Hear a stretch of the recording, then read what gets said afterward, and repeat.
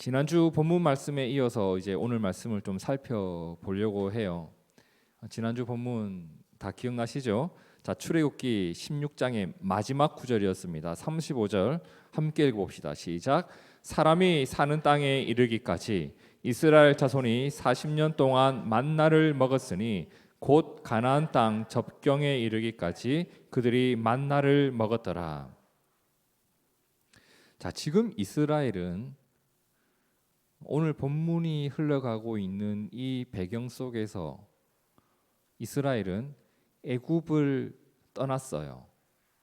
그리고 어디를 향해? 가나안을 향해 가는 길목입니다. 그렇죠? 그런데요, 애굽과 가나안 그 사이에는 사람이 살지 않아요. 왜? 그곳은 사람이 살 수 없는 땅이기 때문에 그래요. 그곳은 광야예요. 우리가 흔히 사막이라고 하죠. 그들은 지금 사람이 살 수 없는 땅 광야를 지나가면서 가나안을 향해 가고 있는 도중이에요. 여러분, 사막을 걷는다. 자, 사막을 지나간다. 여러분, 이건 정말 보통 일이 아니에요. 보통 일이 아니에요. 저도 여러 번 이걸 정말 갈 수 있을까 싶은 그런 길을 몇 번 걸어가 봤어요. 예전에 청년들과 함께 선자령이라는 곳을 갔던 기억. 그리고 우리 가족들과 함께 그 부채길이었나? 거기를 걸었던 기억. 여길 왜 걷지? 여길 어떻게 걸어갈 수 있지?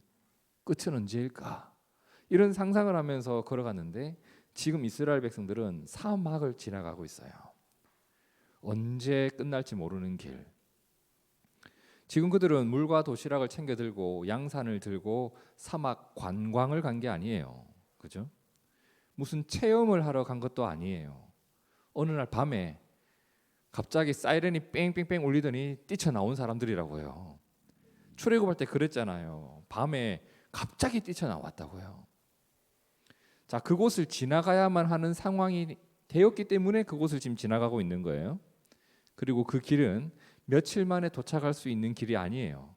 상당히 긴 시간을 가야 하는 길이었어요.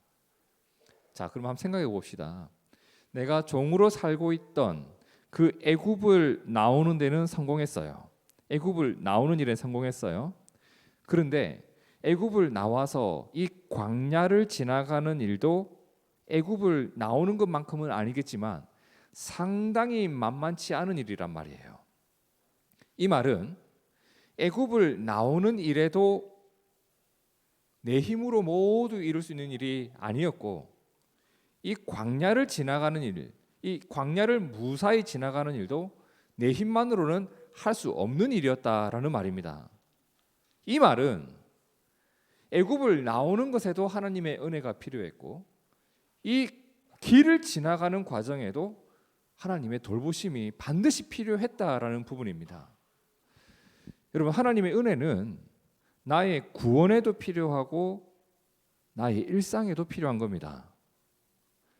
우리가 예수님의 십자가를 보면서 내 죄를 용서하신 예수님, 나를 지옥에서 천국으로 옮겨 놓으신 예수님, 나를 하나님의 원수에서 하나님의 자녀로 바꾸어 놓으신 예수님만 묵상할 것이 아니라 내 삶을 옮겨 놓으시고 살아가게 하시는 그분의 은혜를 우리가 기억하면서 살아가야 돼요. 우리가 믿음을 가지고 살아가고 있습니다. 근데 여러분, 믿음은 나를 종교 활동을 하는 사람으로 이끌어내는 동력이 아니에요. 믿음이 있으면 계속 우리가 교회당을 찾아가고 기도라는 행위를 하고 예배라는 행위를 하고 이런 것을 하고 싶은 마음이 들게끔 하잖아요. 그것이 이러한 종교 행위를 하는 동력이 되기도 해요. 그런데 그 믿음이 거기에 머물러서는 안 되고 나의 일상을 살아가는 능력으로 작동이 되어야만 해요. 쉽게 말해 믿음이 있기 때문에 주일에 예배를 드리러 나와요. 믿음이 있기 때문에 하나님의 얼굴을 찾아요. 믿음이 있기 때문에 선교를 하고 나의 이웃을 돌아보게 됩니다. 마찬가지로 믿음이 있기 때문에 나의 일상이 하나님이 기뻐하시는 선택을 하게끔 하고 거룩함이라고 하는 새로운 가치를 가지고 나의 이익과 계산에 의해서 살아가던 내가 이제 거룩함이라는 가치를 나의 삶의 우선순위에 놓고 살아가게끔 하는 것도 믿음이라는 겁니다. 그럼 현재 이스라엘은 지금 어디를 향해? 가나안을 향해 가는데 지금 그 길이 어땠다? 광야였단 말이에요.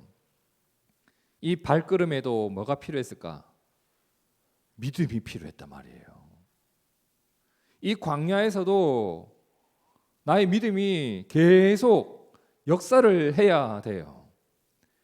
말씀드렸지만 지금 그들이 걷고 있는 길은 절대 만만한 길이 아니에요. 아니나 다를까 얼마 못 가서 그들의 식량이 다 떨어지는 일을 경험했었습니다. 그 많은 사람들이 어디서 먹을 걸 구할까? 남자만 60만 명, 장정 60만 명, 여자와 아이들을 합하면 약 200만 명이 되는 사람들이 어디서 먹을 것을 구할 수 있겠어요? 여러분 200만 명 급식하는 게 보통 일이 아닙니다. 그죠?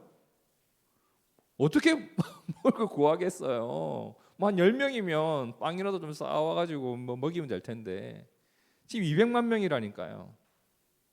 이 막막한 상황에서 원망이 터져 나오고 심지어 사람들이 무엇을 후회하냐면 애굽에서 나온 것을 후회를 해요. 그게 지난주 봤던 16장 3절이었죠. 함께 봅니다. 시작. 이스라엘 자손이 그들에게 이르되 우리가 애굽 땅에서 고기 가마 곁에 앉아 있던 때와 떡을 배불리 먹던 때에 여호와의 손에 죽었더라면 좋았을 것을 너희가 이 광야로 우리를 인도해 내어 이 온 회중이 줄여 죽게 하는도다. 참 말이 그렇죠. 자, 먹을 것이 확보되지 않은 상황에서 그들은 아무리 봐도 우리는 다 굶어 죽게 되어 있다라고 하는 판단에 도달하게 됩니다. 근데 우리가 성경을 계속 보면요, 그들은 굶어 죽은 사람이 없어요. 우리가 굶어 죽겠다라고 말을 했는데 그들 가운데 굶어 죽은 사람이 없다니까요. 광야에서 죽은 사람들의 가장 큰 이유는 불순종이었어요. 굶어 죽지 않았어요. 하나님을 떠나서 죽어요. 그들의 배고픔은 하나님이 해결하실 일이었습니다. 하나님이 예비하신 게 있었죠. 출애굽기 16장 35절 사람이 사는 땅에 이르기까지, 그래 그들이 사람이 살 수 있는 땅에 이르기까지 그 광야길에서 하나님은 40년 동안 뭘 줬나요? 만나라는 것을 매일매일 공급해 주셨단 말이에요. 그들이 가나안 땅 접경에 이르기까지 그들은 만나를 먹으면서 그 땅을 향해 갔다고 합니다.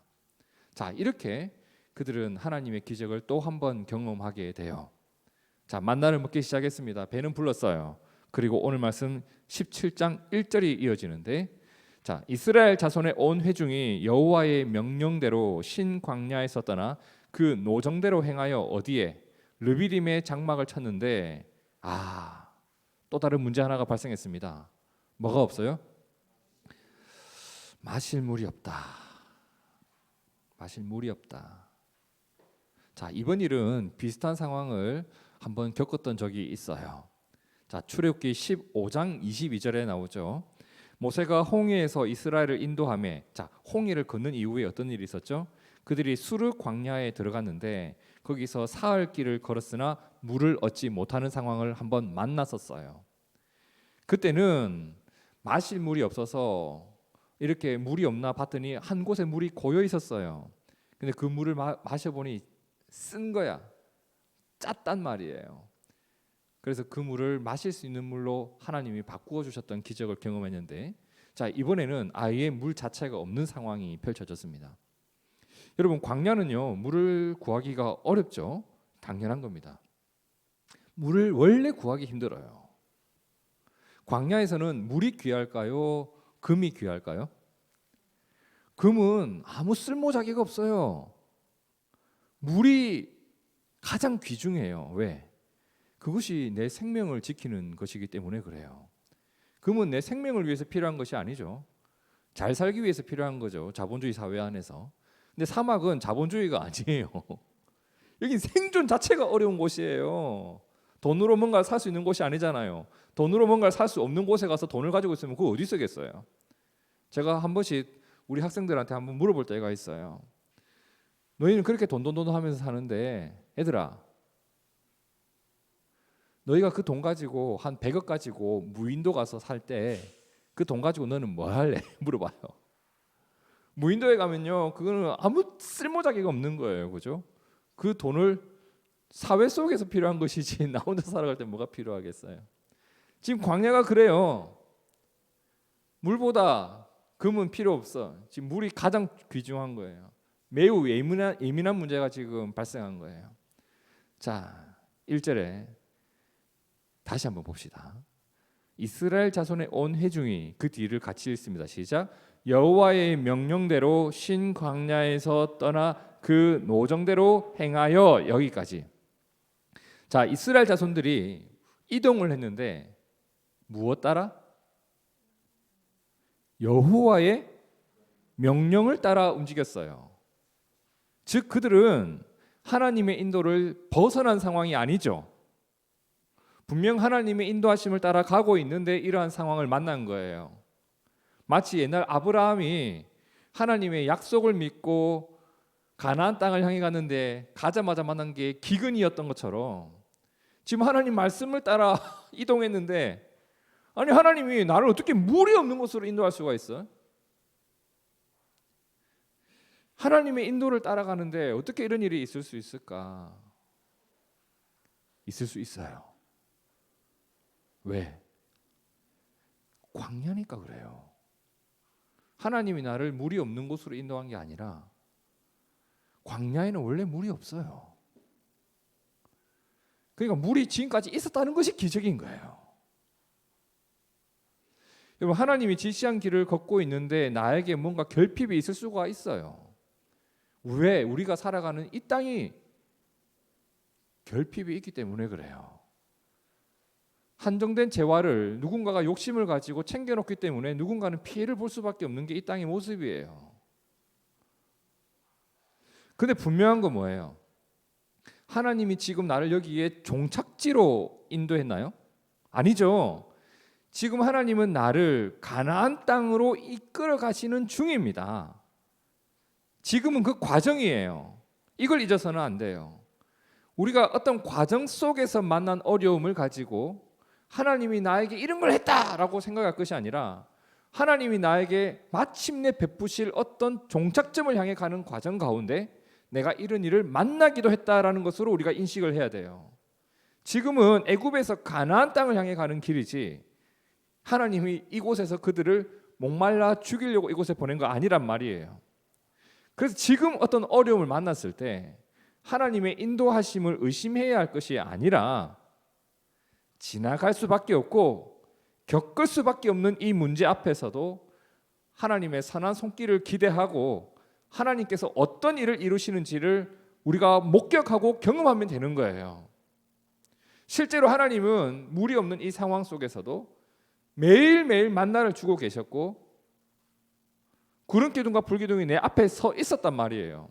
그 하나님이 이 일에 대해서는 어떻게 처리하시는지 한번 경험해보자라는 마음으로 이 시기를 지나가면 되는 거예요.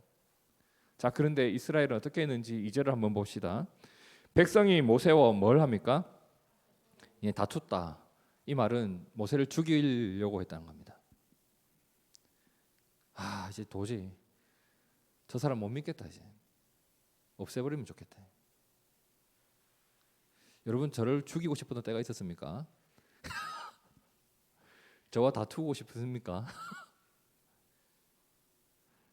백성이 모세와 다투어 이르되 우리에게 물을 주어 마시게 하라.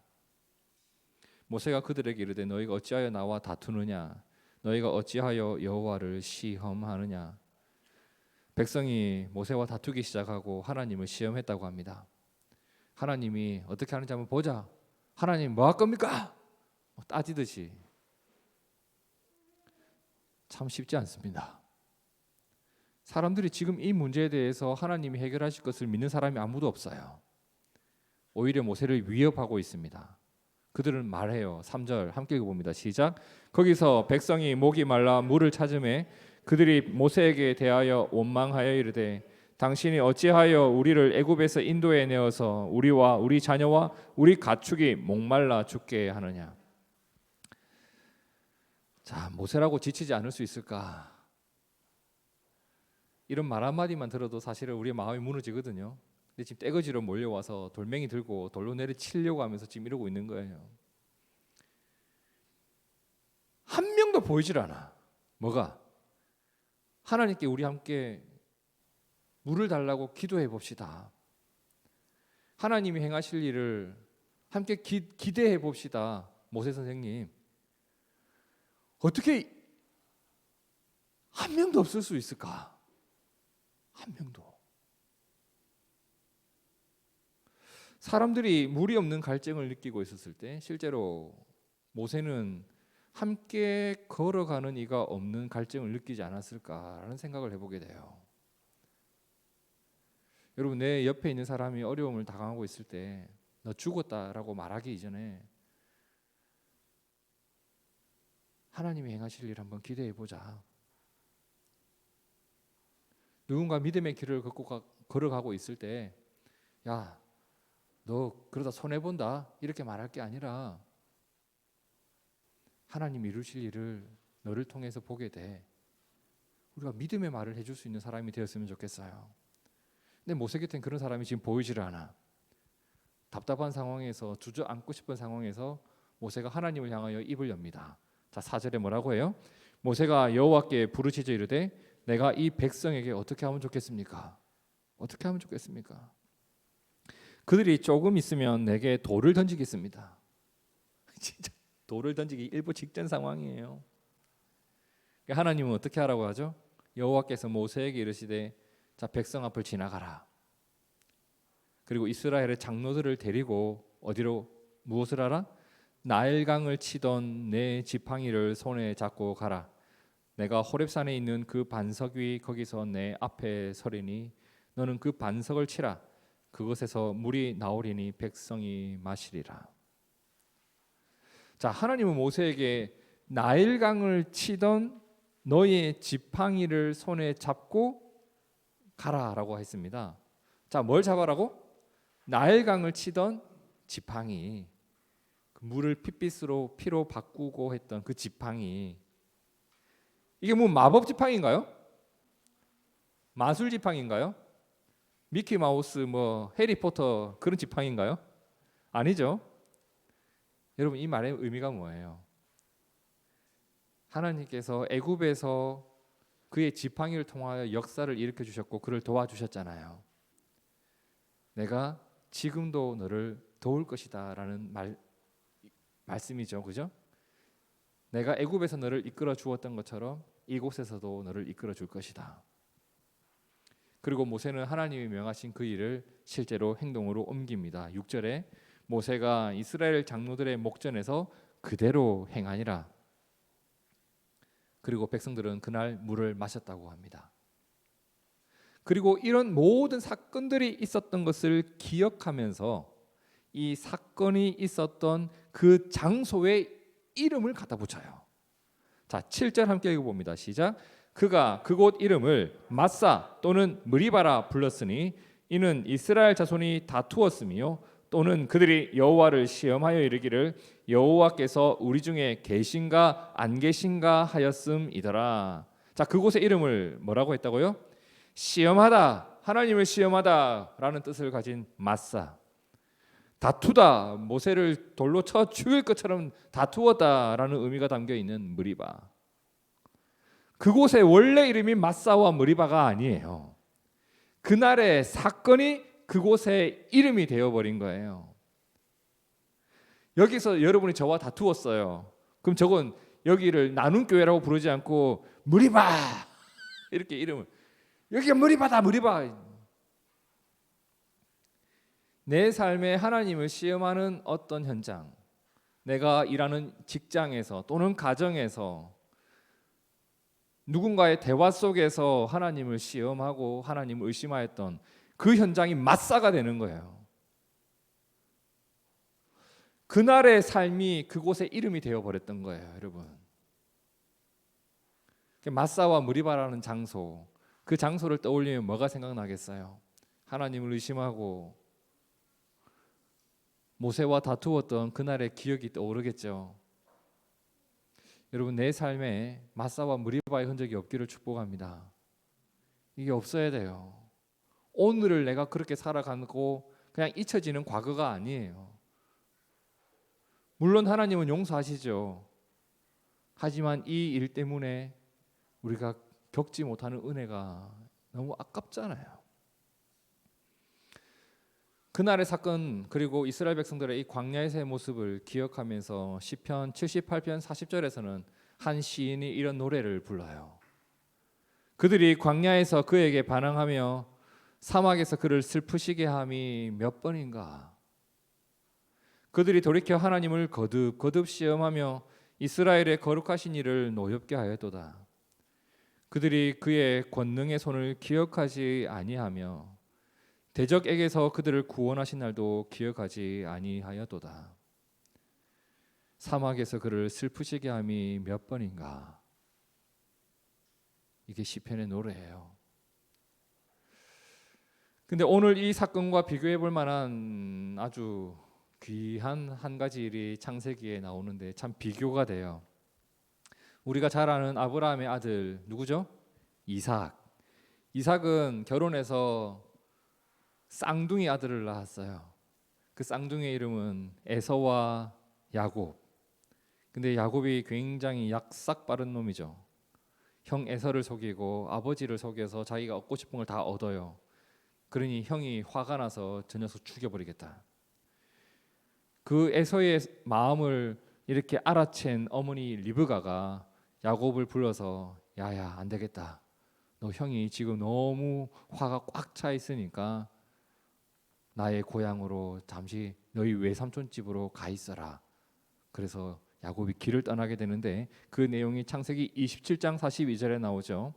맏아들 에서의 이 말이, 동생을 죽이겠다 하는 이 말이 리브가에게 들림에, 엄마예요. 리브가에게 들림에 이에 사람을 보내어 작은 아들 야곱을 불러 그에게 이르되 내 형 에서가 너를 죽여 그 한을 풀려고 하니 내 아들아 내 말을 따라 일어나 하란으로 가서 내 오라버니 라반에게로 피신하여 내 형의 노가 풀리기까지 몇 날 동안 그와 함께 거주하라. 이렇게 피신을 보낸다고요. 자, 하란을 향해 갑니다. 굉장히 멀어요. 가나안에서 하란. 여기는 옛날 아브라함이 떠났던 곳이잖아요. 엄청 먼 곳이에요. 그 길이 얼마나 힘들었겠어요. 창세기 28장 11절에 보니까 그 길을 가다가 한 곳에 이르러서 해가 진 거예요. 길바닥인데 거기서 잠을 자야 돼. 잠을 자려고 하니까 뭐 어떻게 자겠어. 옆에 보니까 돌멩이 하나가 있네요. 돌멩이 하나를 주워 와가지고 그것을 베개 삼습니다. 그리고 그걸 거기에 누워가지고 길바닥에서 자고 있어요. 내가 하나님의 축복을 받겠다고, 내가 형의 구원안을 얻겠다고 내가 원하는 것을 빠등빠등하면서 얻어냈거든요. 근데 그렇게 한 결과가 길바닥에서 잠자는 사람이 된 거예요. 내가 원하는 것은 다 얻었는데 내가 원하는 삶을 살아가고 있지는 않아요. 내 마음의 계획대로 되지 않는다고요.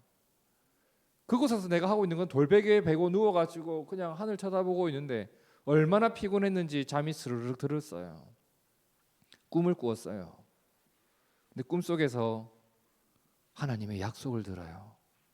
그 약속이 뭐였냐면 28장 15절 함께 읽습니다. 시작.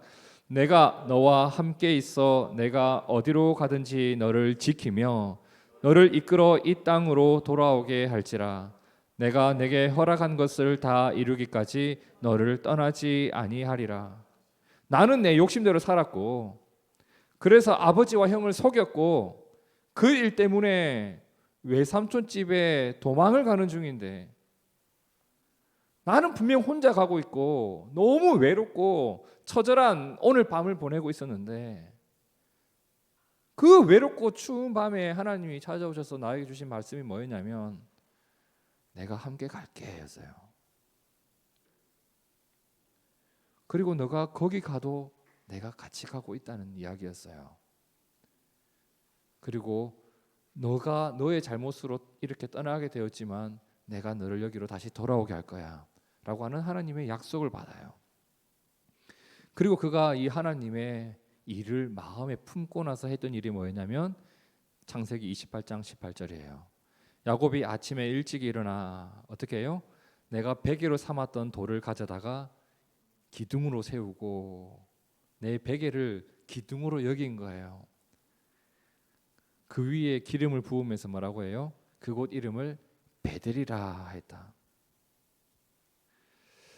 여러분, 베델은 하나님의 집이라는 뜻이에요. 하나님의 집. 내가 거기서 하나님을 기억하고 하나님을 예배하면서 이 장소 이름을 내가 지어줬어요. 내가 하나님을 만난 곳, 하나님이 나에게 약속을 준 곳 베델. 자, 힘든 길을 가고 있어요. 이스라엘 백성들이 힘든 길을 가고 있어요. 근데 그 힘든 일을 만났을 때 그는 그곳을 그들은 마사와 무리바로 만들어 버렸어요. 다툼과 의심으로 그 시간을 보내어 버렸어요. 야곱도 힘든 길을 가고 있어요. 언제까지 내가 삼촌 집에 있어야 되고 언제 내가 돌아올지 까마득한 삶이 시작된 거예요. 너무 두렵고. 근데 야곱은 그곳을 베델로 만들었어요. 여러분, 내 눈앞에 어려움이 있을 때 누군가는 자신의 힘을 의지하면서 마사와 무리바로 만들어 버려요. 근데 누군가는 하나님을 예배하고 하나님을 의지하면서 그곳을 베델로 만들어 버려요. 오늘 우리도 신앙으로 이 땅을 살아가고 있습니다.